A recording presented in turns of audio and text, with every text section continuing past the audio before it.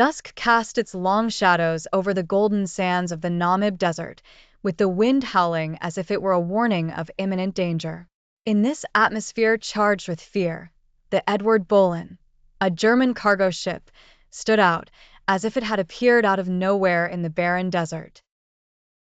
Its massive wreck loomed 400 meters from the coast, like a ghost ship drifting through an endless sea of sand.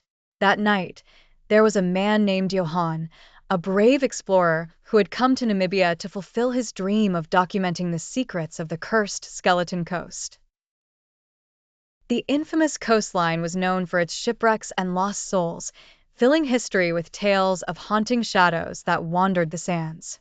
Johan embarked on his adventure, alone with only his simple lamp and old camera.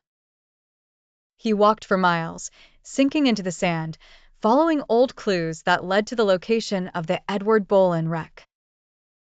After hours of exhausting travel, the ship finally appeared before him, like a ghostly ruin embodying the curses carried by the winds.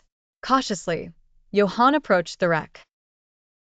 The moonlight gleamed off the rusty hull, giving it an eerie, spectral appearance.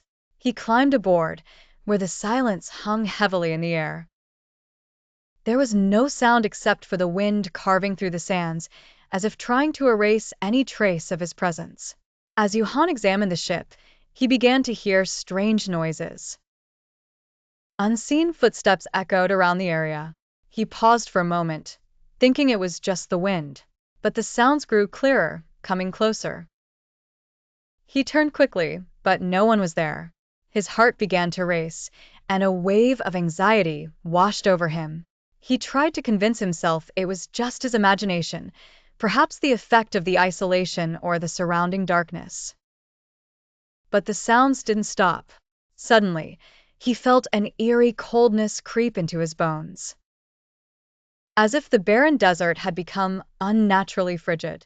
He began to hear whispers coming from within the wreck, whispers in a language he didn't understand, but the tone alone was enough to send chills down his spine. Johan cautiously moved toward the source of the whispers. When he reached the abandoned command deck, he saw something he had never expected. There were ghosts, or perhaps the spirits of the old sailors, standing at the helm. Their faces were distorted, without clear features, but their gazes were lifeless, their hollow eyes fixed on him. Before he could fully comprehend the scene, his body began to freeze in place, as if an invisible force was pulling him into the darkness. He felt the sands beneath his feet start to shift, slowly swallowing him, as if the desert wanted to claim him as part of its curse. As Johan struggled against the cursed forces, he began to hear a deeper sound, like the moaning of the sea. But it emanated from the desert. The sound grew louder until it became a muffled scream, filling the air with dread and fear.